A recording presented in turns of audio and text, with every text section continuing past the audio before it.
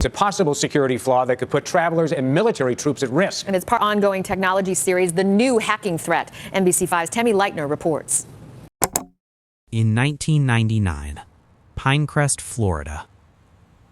The United States military was building some of the most advanced defense systems in the world.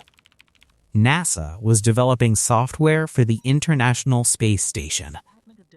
The Department of Defense believed its systems were secure.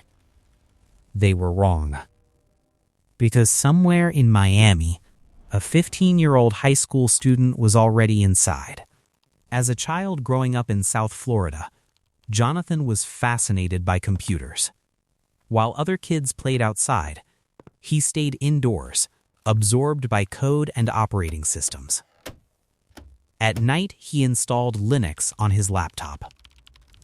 By his mid-teens, Jonathan had transformed from a curious kid into a skilled hacker. And the government had no idea. This is the story of Jonathan James, the first juvenile ever sentenced to prison for hacking in the United States. Jonathan James wasn't a mastermind working from a secret underground bunker.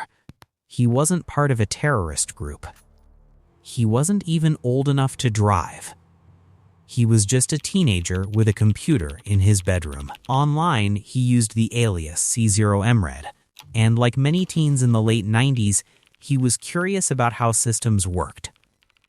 But curiosity can turn into obsession, and obsession can turn into intrusion. In 1999, Jonathan found something shocking: a vulnerability inside a U.S. Department of Defense server, specifically the Defense Threat Reduction Agency. This agency was responsible for analyzing nuclear, biological, and chemical threats.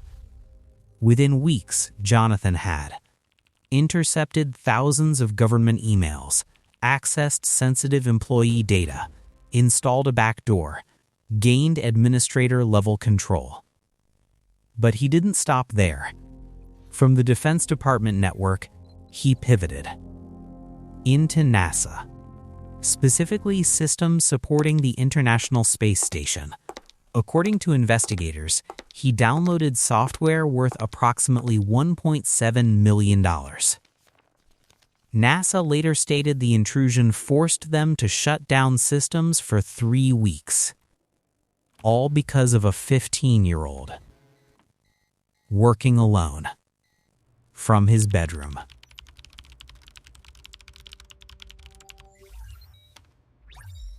Jonathan wasn't using futuristic tools. He wasn't backed by a foreign government. He exploited weak passwords and unpatched vulnerabilities. At the time, cybersecurity was still immature. Firewalls were basic. Monitoring systems were limited. And many federal systems weren't designed to defend against someone persistent. He moved laterally through networks, escalated privileges, installed sniffers, collected credentials. To investigators, it looked like a coordinated attack. Security in a lab in Spain. He says he has been able to use something called reverse engineering or decoding to hack satellite communications equipment used in aerospace, military, and maritime industry. But the IP traces kept pointing to something unbelievable: a residential connection in Florida.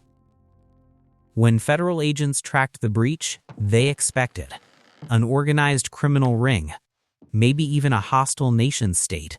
Instead, they found a teenager. In 2000, Jonathan James was arrested. He became the first juvenile in U.S. history charged with hacking federal systems. The government claimed his actions caused approximately $41,000 in damages. NASA insisted the stolen code could have been dangerous if released. Jonathan claimed he was just exploring. He said he never intended to harm the U.S. But intent doesn't erase access. 5. Sentencing. 645. At just 16 years old, Jonathan was sentenced to 6 months of home detention, probation, a ban from using computers for recreational purposes, Imagine being a teenage hacker and suddenly being banned from computers. For someone like Jonathan, that was everything. But the story doesn't end there. Because years later, his name would resurface. In 2007, U.S. authorities investigated one of the largest retail data breaches in history. The TJX company's hack. Millions of credit card numbers were stolen. The mastermind behind that breach was later identified as Albert Gonzalez. During the investigation, authorities searched Jonathan James' home again. They suspected possible involvement. Jonathan denied everything. He maintained he had no connection. He claimed he feared being blamed simply because of his past. The pressure mounted. The media scrutiny returned. The same teenager who once outsmarted the Pentagon now felt trapped by his own reputation.